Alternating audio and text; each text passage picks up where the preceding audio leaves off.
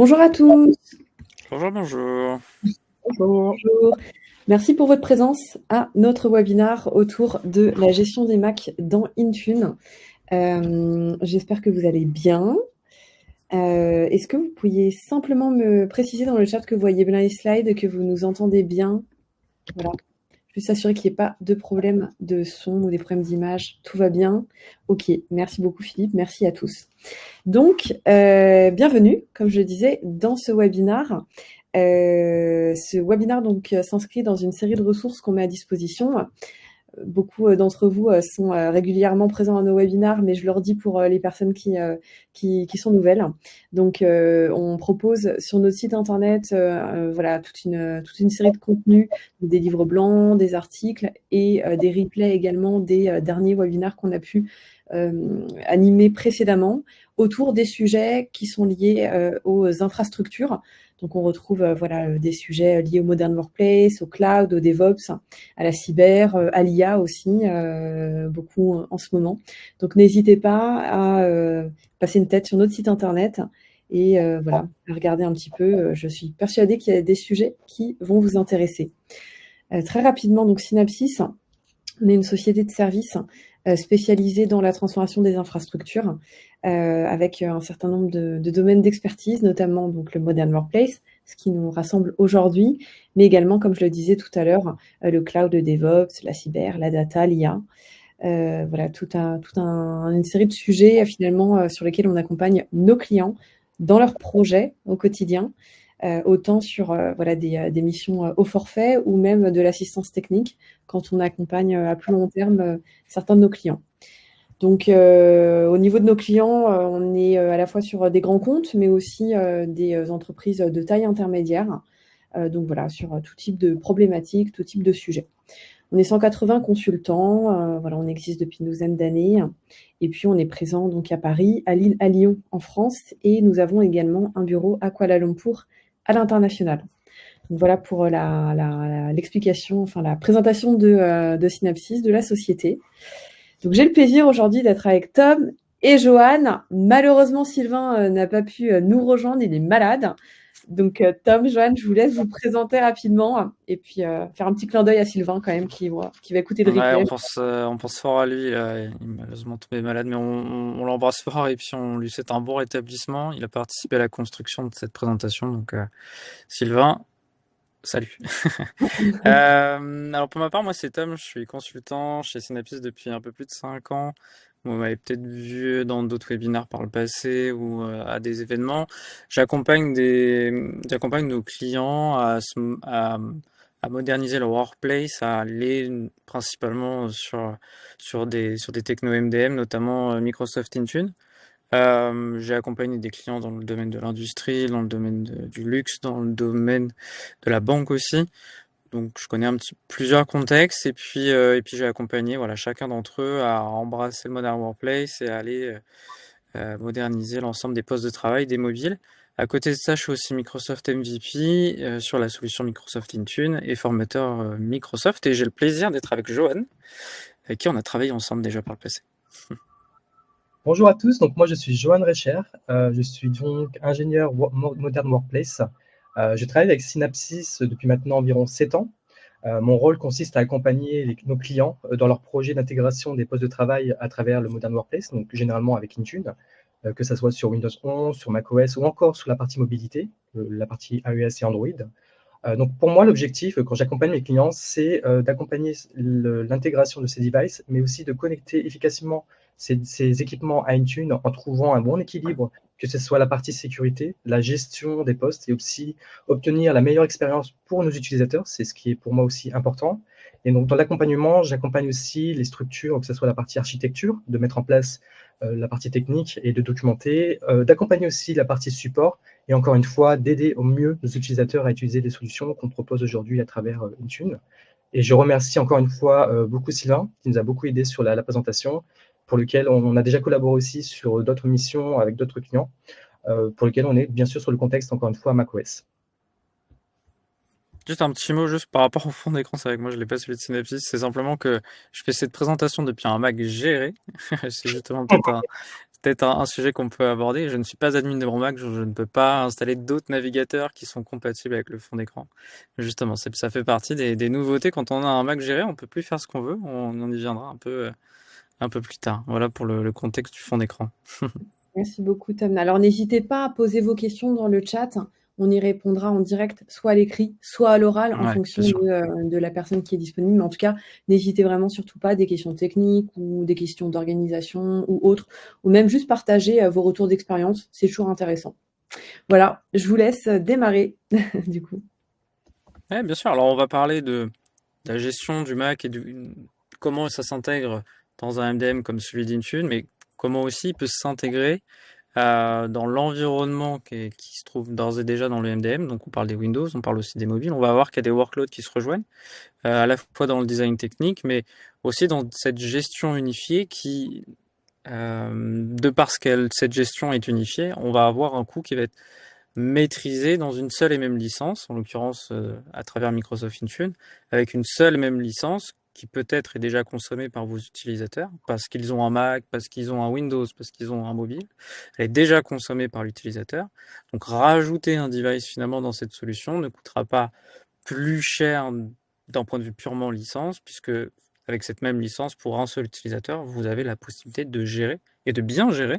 D'ailleurs, le cas ici présent, je peux pas faire ce que je veux sur mon poste de travail avec cette licence. Donc, on va aussi parler de cette gestion unifiée, de tout ce qu'elle implique à la fois technique et d'un point de vue coût financier. Juste quelques chiffres déjà pour commencer. On voit de plus en plus de Mac dans l'entreprise. Alors, ça se manifeste, nous, concrètement, par une augmentation exponentielle des projets de nos clients qui ont du Mac à gérer ou qui avaient du Mac dans un coin à travers MDM et qu'ils ont envie d'unifier. C'est peut-être votre cas, qui ont envie d'unifier cette gestion-là pour mutualiser les licences, pour tirer un maximum de cette licence qui est déjà payée.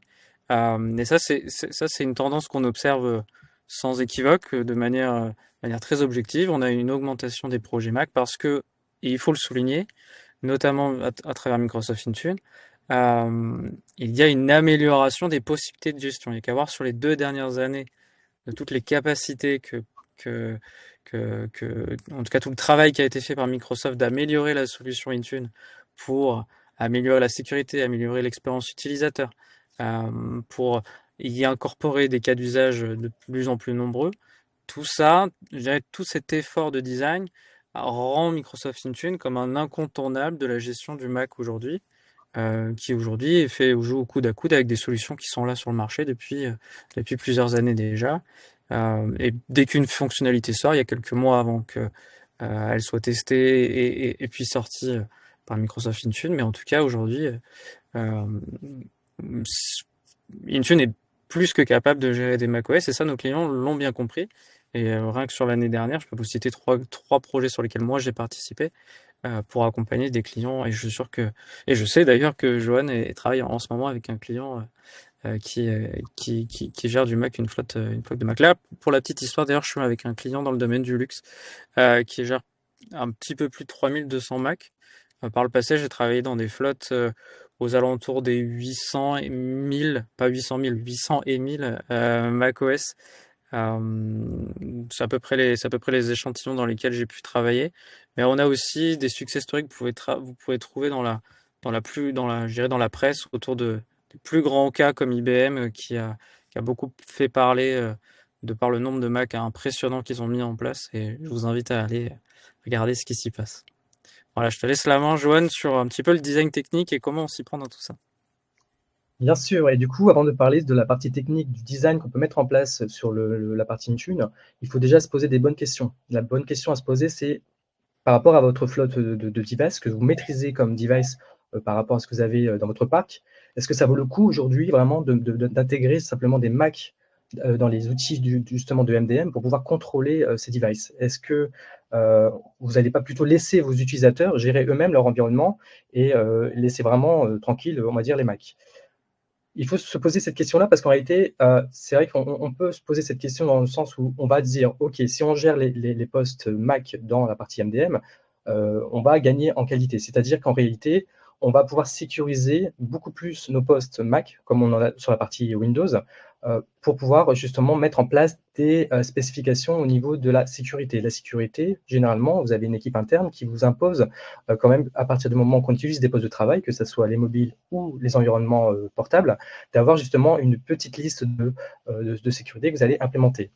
Sachant qu'on n'a pas forcément par défaut de MDM, si on ne prend pas de MDM, de le faire manuellement, c'est quand même une charge assez lourde. C'est-à-dire que non seulement vous allez demander des ressources pour pouvoir le faire sur chaque device, mais en plus de ça, aujourd'hui, mettre ça en place sans MDM, c'est quand même un coût, parce qu'en réalité, vous allez avoir des ressources, donc vous allez multiplier le nombre de personnes qui vont le faire manuellement. Vous n'allez pas avoir la qualité de vérifier de ce qui a été mis en avant sur vos postes, parce qu'en réalité, vous n'avez pas de système de reporting aujourd'hui par rapport à ça.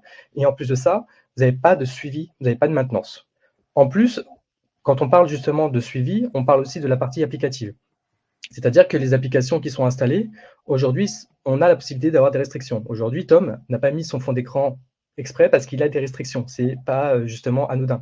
C'est qu'en fin de compte, le client choisit des settings bien spécifiques par rapport à la sécurité, ce qu'on vous impose aussi de mettre parce que vous êtes peut-être ingénieur poste de travail, mais vous avez quand même une casquette de sécurité, c'est de fournir un poste à votre utilisateur, que ça soit au niveau efficacité de l'expérience que vous allez obtenir pour l'utilisateur, mais c'est aussi de rendre quelque chose sécure pour éviter les fuites de données, éviter justement d'obtenir des problèmes, parce qu'en réalité, c'est vrai qu'on protège beaucoup les données entreprises, mais il ne faut pas oublier, c'est qu'on protège aussi l'identité de votre utilisateur, que ça soit personnel.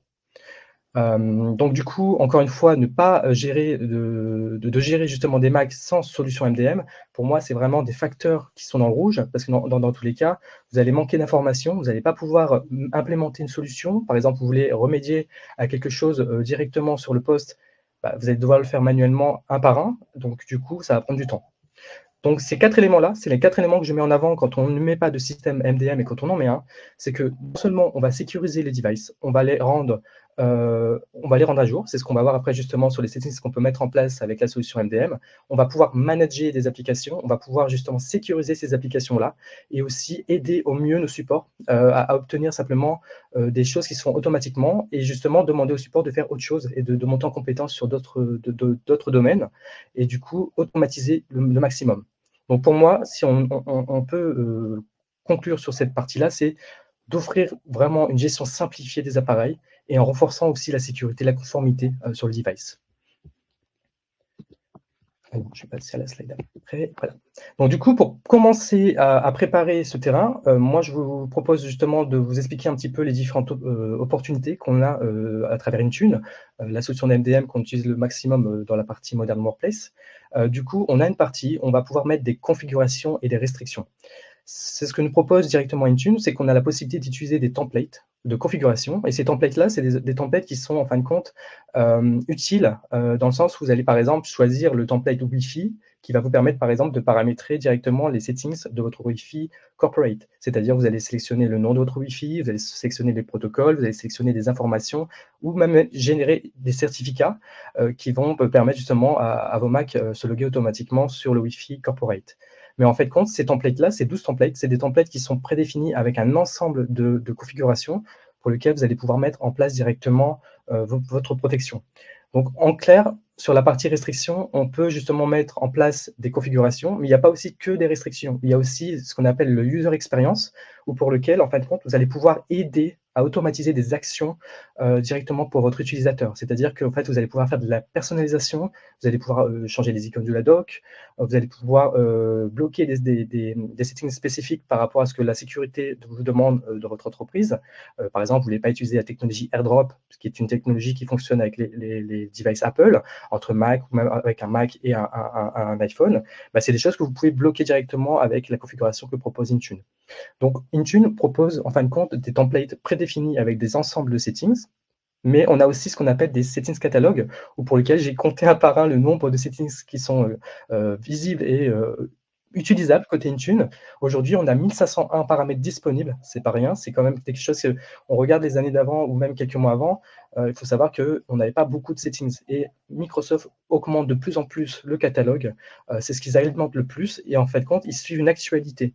L'actualité, encore une fois, sur les Mac, comme la partie iPhone, on parle beaucoup de Apple Intelligence, qui est quand même un comportement qu'on va regarder sur les Mac, parce qu'en réalité, Microsoft a déjà adapté les configurations qu'on peut mettre en place sur le Apple Intelligence, et du coup, on a la possibilité aujourd'hui de mettre des restrictions, des policies exprès pour le Apple Intelligence. Donc du coup, c'est un bon point, c'est que Microsoft actualise assez souvent les catalogues. Il faut vraiment suivre les news que nous propose Intune et Microsoft à ce niveau-là, parce qu'en réalité, on a déjà des actions qui sont possibles. Et par exemple, pour vous prendre un exemple sur l'Apple Intelligence, la dernière partie que je n'avais pas pu bloquer, par exemple, sur le settings de mon client actuel, c'était la partie reporting. Mais en fait, quand je ne le savais pas, c'est qu'il fallait mettre à jour le Mac sur la dernière version. Et en fait, quand mon setting, ça a fonctionné à ce moment-là. Donc du coup, c'est un panoplie de configurations et vous allez pouvoir vous amuser directement avec ça et vous collaborer avec l'équipe sécurité pour pouvoir mettre en place une configuration. Intune aussi propose la compliance. La compliance, encore une fois, on va pouvoir vérifier un petit peu l'intégralité au niveau de vos postes, c'est-à-dire que vous allez pouvoir vérifier que vos postes respectent des conformités par rapport aux règles que vous pouvez mettre en place, c'est-à-dire est-ce que vous avez supporté le minimum au niveau de vos versions de l'OS. Par exemple, est-ce que votre poste respecte bien la compliance sur la version de l'OS? Est-ce qu'il est bien chiffré? Comme on le connaît tous généralement sur la partie Windows, on utilise généralement le BitLocker. Ben là, on a l'équivalence sur la partie Mac, on va utiliser le 5V. Donc en clair, sur la partie compliance, on va avoir des règles qui sont un peu similaires à Windows. Il y a des choses en plus. Par exemple, on a le fait de ne pas avoir un device jailbreaké. Encore une fois, jailbreaké, c'est quelque chose qui pourrait casser la sécurité de votre Mac et du coup, c'est problématique pour la compliance. Donc du coup, la compliance va aussi avoir un rôle assez complémentaire, c'est que Intune propose aussi des actions plus que ça. C'est-à-dire qu'à partir du moment où on intègre le poste sur Intune, on va pouvoir jouer à ce qu'on appelle avec le conditional access. Le conditional access, ça va nous permettre de simplement de protéger notre environnement, c'est-à-dire de ne pas autoriser les Macs qui ne sont pas enrôlés dans la console et justement de proposer à vos utilisateurs de passer sur un enrôlement, de protéger l'environnement et aussi de pouvoir utiliser directement la conformité proposée par Intune. Donc en clair, on va pouvoir protéger totalement le scope, et c'est-à-dire même l'environnement en dehors du device elle-même. Par exemple, sur Office, si je prends Office 365 et que je n'ai pas intégré mon Mac dans la console, on a la possibilité de demander à Intune de bloquer avec Entra l'intégration et l'utilisation de mon compte parce que je n'ai pas enrôlé mon device. On a aussi des outils assez puissants parce qu'en réalité, par défaut, si on n'utilise pas de solution MDM, si on utilise un Mac vraiment comme de façon personnelle, de l'utilisation de tous les jours, il ne faut pas oublier que le compte utilisateur du Mac est un compte local. C'est-à-dire que, par exemple, un utilisateur qui va prendre son Mac sans avoir d'enrôlement, sans avoir d'utilisation Intune, par défaut, il va avoir un compte qui est totalement local, pas géré du tout, et un mot de passe. Dans la compliance que j'ai oublié tout à l'heure, c'est qu'on a aussi cette partie de pouvoir gérer la complexité du mot de passe. Mais par contre, dans la partie SSO, ce qui est pas mal, c'est qu'en réalité, on va aller plus loin que ça.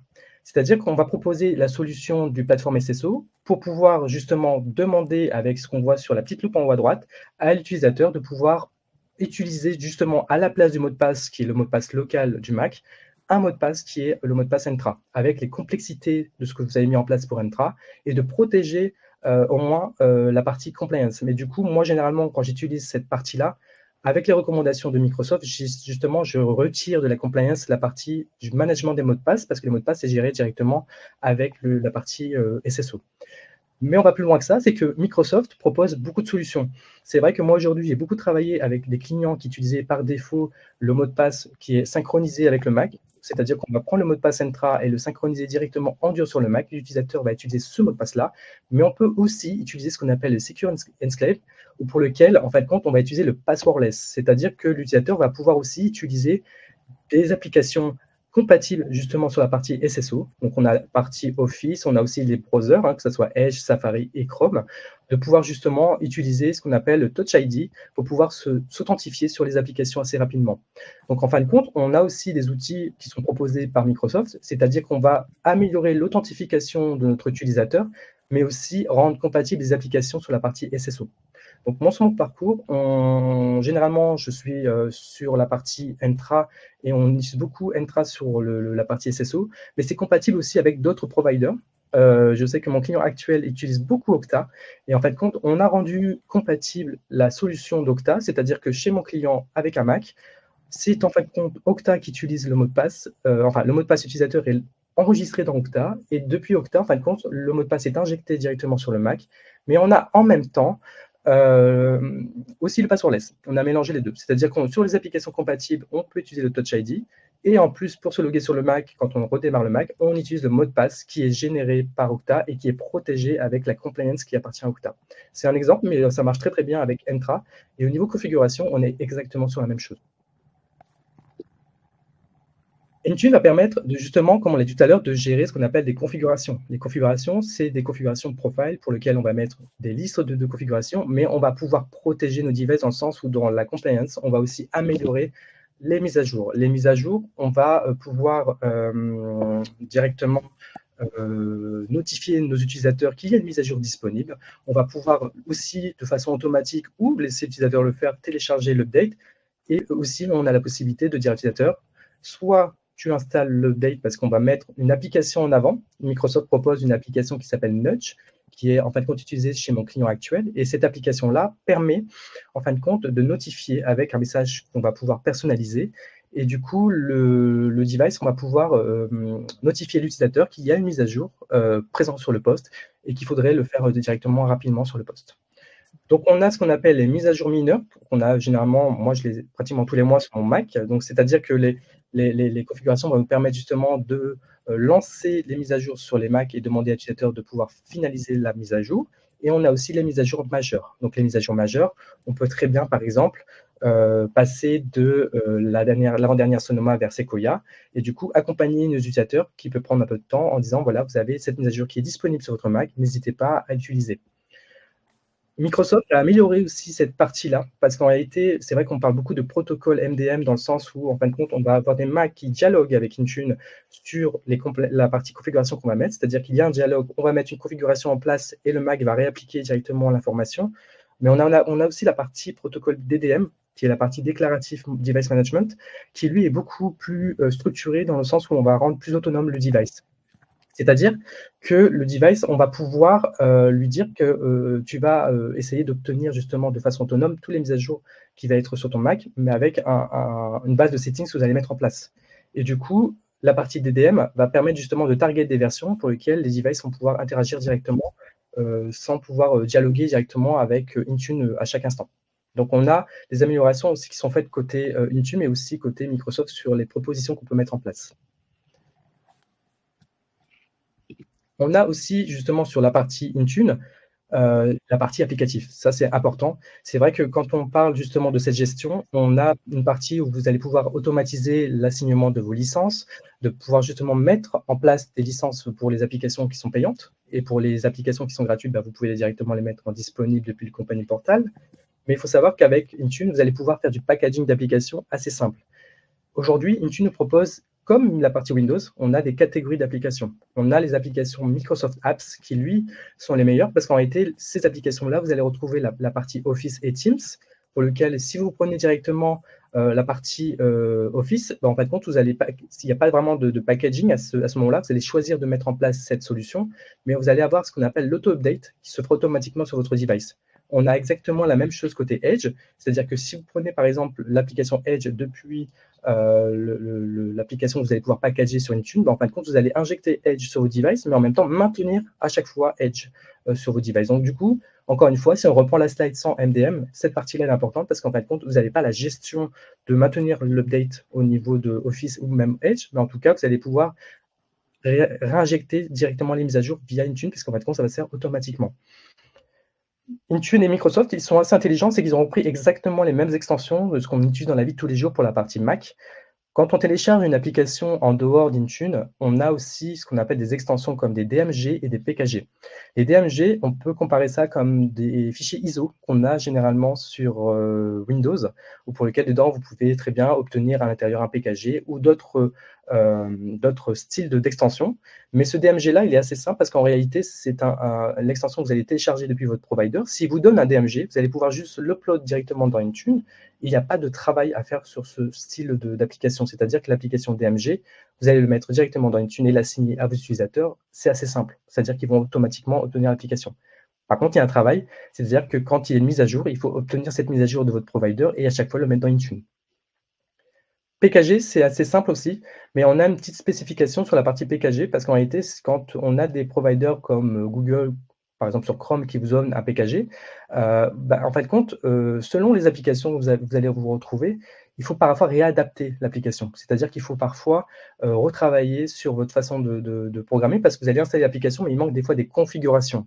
Par exemple, si vous avez une application qui a besoin de configuration, vous allez pouvoir réadapter l'application en mettant directement un script à l'intérieur, soit de l'application ou directement dans Intune, où vous avez justement une place dédiée, où quand vous allez mettre le PKG dans Intune, vous allez pouvoir dire: «Voilà, mon application va s'installer», mais il va y avoir des actions après l'installation, par exemple, pour lesquelles il va exécuter des scripts. LAN-OFF Business Apps, par exemple, c'est aussi exactement la même chose que la partie PKG, mais c'est là depuis bien plus longtemps. C'est aussi ce qu'on appelle les applications un peu métiers de ce qu'on a en fin de compte en interne. On a la possibilité d'avoir exactement sur la partie PKG, mais la différence entre le PKG en lui-même, c'est qu'il faut signer l'application. Effectivement, un petit mot sur la partie application. Ça paraît anodin comme sujet.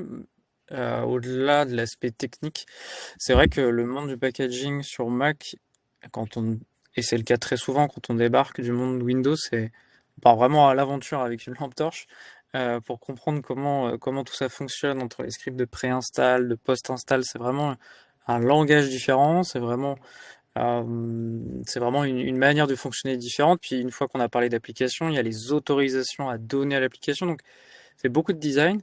C'est pas une marche inaccessible, bien au contraire. Il suffit je dirais, de prendre tout ça par le bon bout. Et nous aussi, c'est notre rôle d'expliquer comment tout ce process de packaging fonctionne pour qu'il soit au mieux intégré dans votre écosystème. Que ce soit les équipes de packaging qui d'ores et déjà packagent des applications Windows comme ils en ont l'habitude, et ben de leur expliquer que maintenant il y a aussi des applications macOS qui sont gérées et on va vous expliquer comment et quand est-ce qu'il faut choisir un type plutôt qu'un autre, comment est-ce qu'on les package. Là, c'est un package peut-être un peu plus custom, celui-ci peut être pris directement chez Microsoft.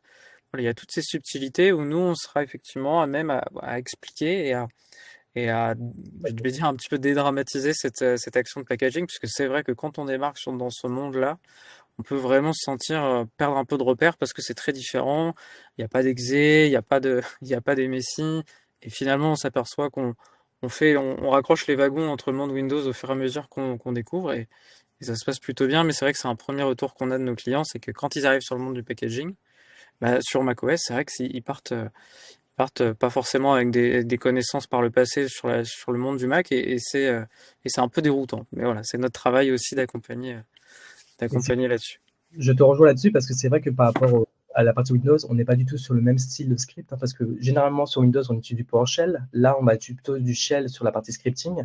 Et c'est vrai que moi, avec mon client, c'est ce que j'essaie de faire de plus en plus et qu'on y arrive, c'est d'harmoniser un petit peu ce qu'on a côté Windows, même sur la partie applicative, parce qu'on arrive aussi à réutiliser à peu près les mêmes scripts, par exemple sur Windows, et de les remettre à peu près compatibles côté Mac. Donc on a cette partie d'accompagnement, mais aussi d'un suivi sur les équipes, parce qu'on n'a pas forcément une équipe dédiée applicative sur la partie Mac. Mm. En effet, au moment où on parle des applications, c'est une bonne transition vis-à-vis de la compatibilité. Alors, vous allez voir qu'un certain nombre ils sont présentés à l'écran que, en fait, l'hardware Apple suit les releases de l'OS. Donc, chaque fois qu'un OS va être release, on va enlever une génération finalement d'hardware. Donc, c'est un hardware qui va être particulier à suivre. D'autant que, et c'est la plupart, enfin, c'est pas la plupart, tous nos clients s'accordent à dire que euh, les macOS durent plus longtemps qu'un PC. Donc, un PC est gardé plus longtemps par l'utilisateur. Ça veut dire qu'il faudra non pas acheter le plus ancien des Mac au risque d'avoir un Mac qui va devoir être remplacé à la prochaine OS release. Donc, ce qui va se passer, c'est on va plutôt orienter vers un Mac à la limite en milieu de gène ou en dernière gène pour qu'il soit bien maintenu dans le temps sur au moins les 5 prochaines années. Parce que c'est ce que nous, on observe. Un Mac, à la fin des 5 années, c'est le moment de changer, mais qu'il aura très bien vécu, et on ne peut pas avoir forcément le même constat côté PC. Un PC qui dure 5 ans physiquement, il commence déjà à avoir des signes de faiblesse sur les 3 premières années déjà. On commence déjà à noter une faiblesse, et très souvent on est plutôt sur 3-4 ans sur un PC, là où on est aux alentours des 5 ans sur un Mac. C'est ce qu'on observe en tout cas chez nos clients. Donc vous avez un petit peu l'état des lieux, et puis À chaque fois qu'un OS sort, côté Mac, vous avez les hardware qui ne sont plus compatibles. Est-ce que ça change le prochain? Il y a des spéculations déjà sur le nom du Mac OS 16 et puis qui sortira très certainement. Il sera annoncé, j'imagine début juin pendant la WWDC, mais il sera annoncé à ce moment-là. Voilà un petit peu pour les compatibilités. Maintenant, on va parler réellement de comment est-ce qu'on arrive, je dirais, dans la solution Intune quand on part ou d'un MDM ou depuis une situation où on n'en a pas. Avant de parler de cette migration, il est important d'expliquer un petit peu ce que va être l'ABM. L'ABM, ça va être un portail sur lequel vous allez avoir une vision sur l'ensemble des devices avant qu'ils soient enrôlés. Ce portail-là, on peut lui donner accès à ce portail-là à vos fournisseurs. C'est-à-dire qu'aujourd'hui, vous pouvez travailler avec un iMac, qui est, je pense, un des principaux acteurs qu'on rencontre sur le marché, qui peut avoir accès à votre ABM, donc votre Apple Business Manager, pour provisionner dès lors que vous commandez les devices, qui provisionnent les machines dans cet ABM. Cet ABM, il est synchronisé dans Intune, et alors vous avez vos devices enrôlés dès lors que l'utilisateur il se connecte dessus. Ça, c'est un process qui maintenant, qui en plus ressemble un petit peu à l'autopilote, hein, si vous venez du monde Windows. Il faut savoir que Mac fait déjà de l'autopilote à travers ce fonctionnement ADE depuis plus longtemps même que Microsoft. Le principe même de pré-provisioning, ça n'est pas venu avec autopilote, c'est vrai que c'est venu. Enfin, ce monde-là, ce schéma-là existe déjà depuis quelques années et Apple en fait partie et est un pionnier de ce mode de fonctionnement. Donc avec ABM, dès l'achat, vous avez un monitoring du device. Et ensuite, vous avez un enrôlement dès lors que l'utilisateur s'y connecte. Sans ABM, c'est tout à fait possible aussi. On va y venir sur le cas d'usage juste après. Comment on fait quand on n'a pas d'ABM? Comment on fait quand on n'a pas d'MDM? Quand on n'a pas d'MDM, c'est assez facile. On peut faire l'enrôlement manuellement. On va y venir sur les étapes à suivre. Sans ABM, on peut faire un enrôlement manuel directement dans le MDM et on ne sera pas provisionné dans l'ABM. Qu'est-ce que ça change? Ça veut dire que si le device il est réinitialisé, il sera pas dans l'ABM, c'est-à-dire qu'au moment où il sera réinitialisé, le device ne comprendra pas qu'il est associé à l'ABM de l'entreprise et il pourra être utilisé par n'importe qui. C'est là la grande différence par rapport à un device qui, lui, est géré dans l'ABM. À côté de ça, on a aussi un monitoring de toute la chaîne, de commandes jusqu'à l'enrôlement, qui n'est pas possible, évidemment, si on n'a pas d'ABM. On va passer à la slide suivante pour parler réellement d'enrôlement et puis pour parler du scénario de migration ensuite. Si on continue un petit peu ce comparatif entre un enrôlement à travers ABM et un enrôlement à travers le portail d'entreprise, vous allez avoir d'un côté comment est-ce qu'on ajoute un device dans l'ABM. Deux solutions. Soit effectivement vous ajoutez le device dans l'ABM à travers un revendeur qui a les accès à votre ABM, ça c'est la première des solutions. La deuxième, c'est vous avez acheté un Mac, pas à travers le revendeur, mais à travers la Fnac, à travers Darty, peu importe, à travers n'importe quel des canaux qui vous sont possibles, mais qui ne sont pas reliés à l'ABM, eh bien, vous pouvez enrôler a posteriori votre device Mac dans votre ABM à travers l'application Apple Configurator. C'est une application qui est sur votre téléphone, sur votre iOS, où au moment où vous allez allumer l'application et en renseignant vos identifiants ABM sur l'application, vous allez pouvoir scanner un QR code qui va vous être affiché sur le device, et le device sera ajouté dans l'ABM. Vous redémarrez le device, et votre device, il est enrôlé. Après identification de l'utilisateur final, évidemment. Mais c'est la méthode pour enrôler un device a posteriori qui n'a pas été enrôlé ni provisionné par le constructeur en amont. Ça, c'est une des méthodes pour enrôler a posteriori. Si toutefois, parce que évidemment l'Apple Configurator, le revendeur, c'est pour les nouveaux devices, ou en tout cas les devices qui sont réinitialisés, puisque ce QR code n'est affiché qu'au moment où vous démarrez la première fois le device, donc qu'il ait été réinitialisé ou qui vient d'être acheté, peu importe. Ça vous fait gagner un temps monstrueux. Je vois que d'ailleurs c'est ce que Johan précise dans le chat. Toutefois, il y a des devices qu'on ne peut pas les réinitialiser, tout simplement parce que l'impact utilisateur est trop fort. On comprend que c'est pas forcément évident de réinitialiser les devices pour pouvoir les enrôler à travers l'ADM. C'est ce qu'on va préconiser tout de même, mais on entend que la réalité du terrain, c'est pas du tout la même et que il faut qu'on s'adapte aussi au business et à la criticité du travail de chacun. C'est pour ça qu'il y a cette possibilité d'enrôler le device non pas dans l'ABM, mais directement dans Intune. À ce moment-là, ce qu'on va faire, c'est qu'on va importer le numéro de série directement dans Intune et proposer à l'utilisateur de se connecter sur l'application portail d'entreprise. L'application, elle peut se télécharger sur Internet. On peut même vous donner le lien, il est accessible à tout le monde. Vous téléchargez l'application, vous vous loguez avec votre utilisateur. Et parce que le numéro de série il est dans le MDM Intune, vous pouvez faire cet enrôlement et vous aurez toutes les possibilités de gestion d'un device classique. Donc ça, c'est une des méthodes quand on ne veut pas réinitialiser le device. Nous, on va quand même préconiser un enrôlement à travers l'ABM pour deux raisons. Déjà, enfin, on commence avec un device qui est dans l'ABM, donc ce qui est déjà une très bonne chose, puisque à un moment donné, il va falloir qu'il y soit. Et la deuxième raison, c'est parce qu'on ne maîtrise pas l'héritage si on passe par le compagnie portal. Si l'utilisateur en amont, il a installé plein d'applications qui ne sont pas gérées et qui va attendre du support, d'être supporté sur ces applications non managées, on va avoir un petit souci. C'est pour ça qu'on préfère partir d'une réinitialisation pour avoir un héritage qui est maîtrisé, qui est commun avec tout le monde. Et, c'est certain, on l'a expérimenté, et éviter, je dirais, des différences d'expérience entre un Mac ou un autre. Si l'utilisateur est admin et qui fait son manuel, son enrôlement manuel, il le sera toujours après, sauf s'il est géré par une policy, mais il va y avoir une différence d'expérience de toute façon par rapport à un device qui est géré à travers l'ABM. Donc on a toujours tendance à plutôt orienter vers le scénario de l'ABM plutôt qu'un enrôlement manuel. Globalement, moi j'aime bien séparer les deux. C'est-à-dire vous avez les nouveaux Mac, à mon sens, qui sont à adresser, c'est le plus facile, j'ai envie de dire, quand on veut s'assurer que les nouveaux Mac, quand ils sont achetés, doivent être provisionnés directement dans l'ABM. C'est ce qu'on appelle un enrôlement ADE pour Apple Device Enrollment. Ça, c'est le scénario le plus facile. Les nouveaux Mac, on s'assure que le revendeur est bien renseigné dans l'ABM, et dès qu'on achète un device, il est provisionné dedans. C'est le plus facile. Parce que les Mac existants, et c'est là qu'il y a deux scénarios, soit vous acceptez de le réinitialiser pour le passer dans l'ABM, soit en effet, c'est plus délicat parce que la criticité du business est telle qu'on ne peut pas. Donc on va ajouter le numéro de série et proposer à l'utilisateur de s'enrôler à travers le compagnie portal. Évidemment, pareil pour les téléphones, oui, pour les téléphones, c'est la même chose. On va vous proposer de le réinitialiser. Et puis si vous voulez l'enrôler, on peut même le faire à travers l'email, je crois. On n'est pas obligé de le faire par le serial.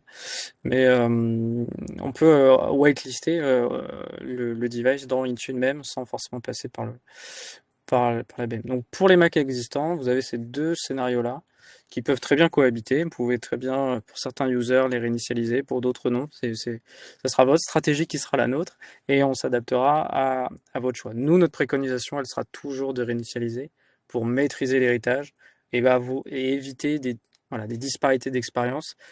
Ça peut paraître séduisant de pas réinitialiser, mais finalement on se rend compte que l'utilisateur il avait des habitudes de travail qu'il va perdre, et finalement il va de toute façon avoir un changement sur son poste dès lors que les configurations vont arriver. Peut-être que des applications ne fonctionneront plus. Et c'est le moment de tout mettre à plat et de réinitialiser. C'est notre point de vue. Et puis maintenant, on travaille autour de ça.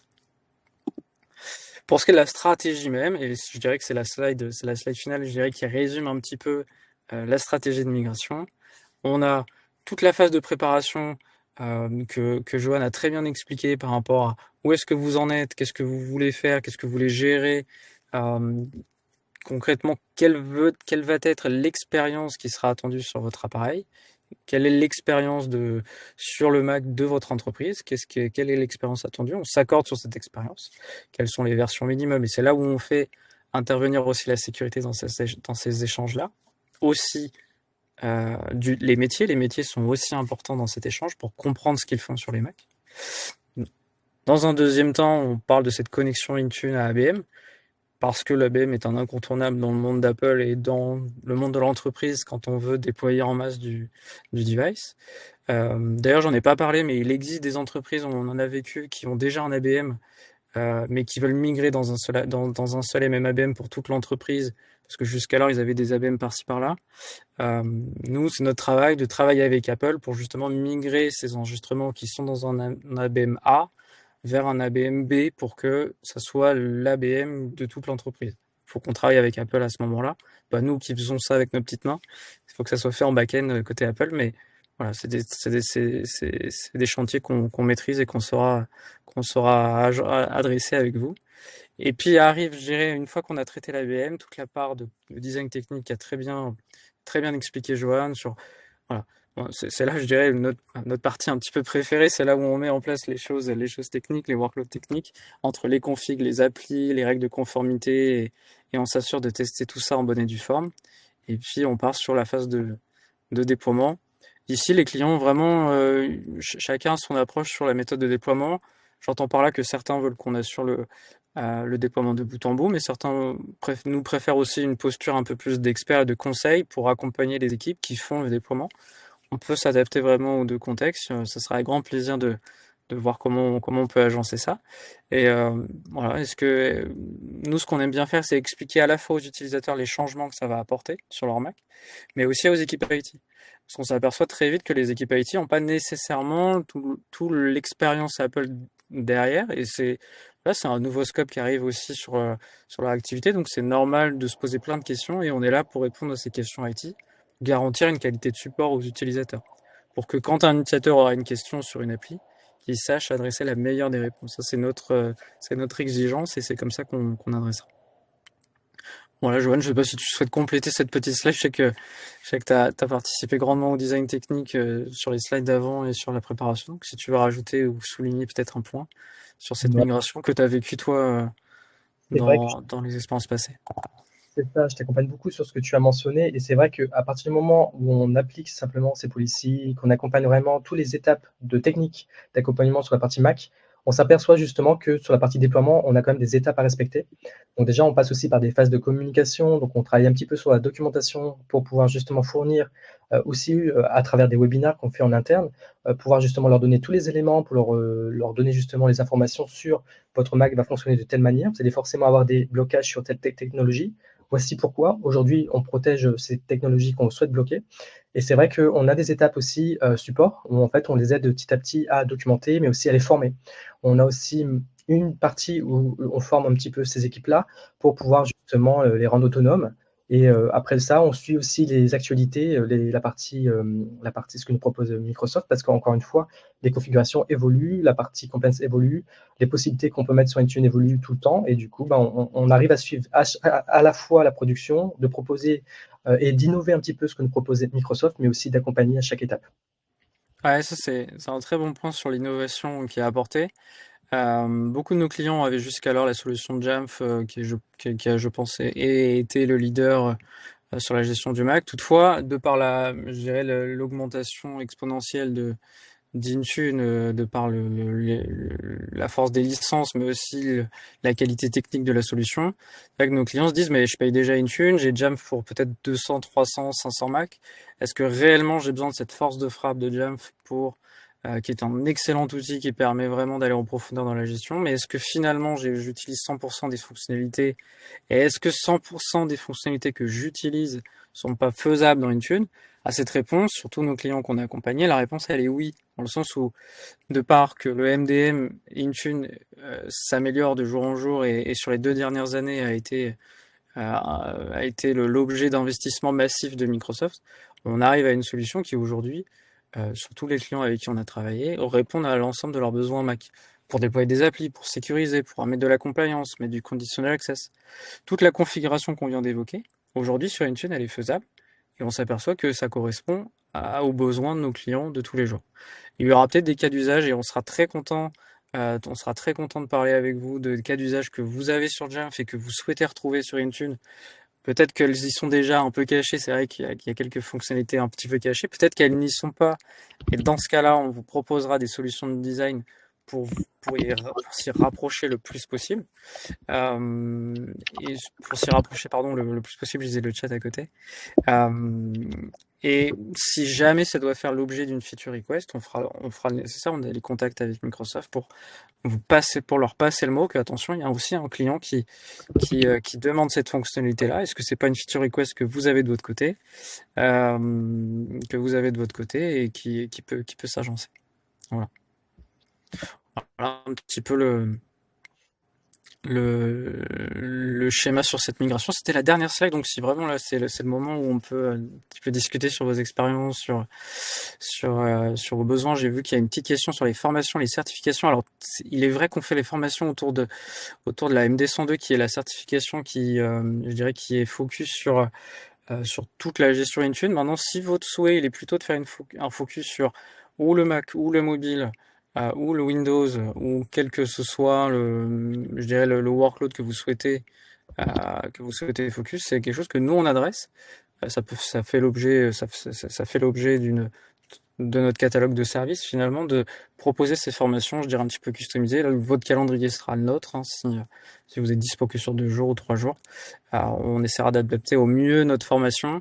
Les clients nous ont sollicité beaucoup dernièrement de par la recrudescence d'Intune pour avoir les meilleurs outils, les meilleures bonnes pratiques, et nous on aura ce recul et cette expertise technique pour vous véhiculer tout ça et faire de vous l'ingé moderne sur Intune et être fin prêt à toute éventualité. Voilà. Donc si vous souhaitez focus une partie, le Mac, le Windows, le mobile, vous nous dites et puis on pourra se rapprocher pour parler de tout ça. Je pense que Nathalie sera le vecteur de tout ça. Oui, exactement, c'est ce que j'allais dire. Effectivement, je vous appellerai après la session déjà pour savoir si vous souhaitez recevoir le support et le replay, puis également pour voir si vous souhaitez prolonger l'échange pour aborder plus en détail peut-être vos cas spécifiques. Merci beaucoup à tous. Je pense qu'il n'y a pas d'autres questions. En tout cas, si vous en avez, vous pouvez toujours les poser. Merci Tom et merci Joanne du coup pour la session. C'était un grand plaisir. Moi, ce que je peux juste, peut-être un tout dernier mot, c'est que voilà, aujourd'hui sur la gestion des Mac de manière générale, qu'on parle d'Intune ou d'autres MDM, ça devient un acteur incontournable de la flotte, qui soit géré ou pas géré. Aujourd'hui, on est, je pense, tous réunis là parce que justement on a des Macs qui sont arrivés dans notre scope, et c'est le moment de s'y intéresser à travers un MDM ou un autre, peu importe. J'entends par là que Intune a certes une popularité là qui explose un peu de par la force des licences et les fonctionnalités techniques, on l'a évoqué, et on veut tirer un maximum à profit les licences. C'est pour ça qu'on parle beaucoup de cette solution aujourd'hui, parce qu'on a cette expertise et ce retour-là. Mais aujourd'hui, voilà, le Mac est un incontournable et on est là pour l'adresser. Et on espère vous avoir donné les meilleurs outils, les petites bonnes pratiques et les points d'attention à avoir. On sait aussi souligner les points d'intention on parlait du packaging, parce qu'on sait que ça peut être un point bloquant pour nos clients. Donc on est fort de notre expérience et ce sera avec plaisir de travailler ensemble par la suite. Donc merci de s'être joint à ce webinaire, et puis ce sera une prochaine fois. Merci Tom pour la conclusion. Merci beaucoup Joanne. Je ne sais pas si tu avais un mot de la fin, toi de ton côté. Non, bonjour à Sylvain. Ouais, bonjour à Sylvain. Bonjour à Sylvain, et j'espère vous croiser un jour sur ce contexte-là. Si vous avez besoin de l'accompagnement Synapsys, ne pas hésiter. Vous avez les coordonnées, et du coup, avec notre expérience, on fera au mieux pour vous aider justement à intégrer ces Macs si vous avez besoin. Totalement. Merci beaucoup. Merci beaucoup à tous. Merci à tous. Au revoir. Bonne journée à tous. Au revoir.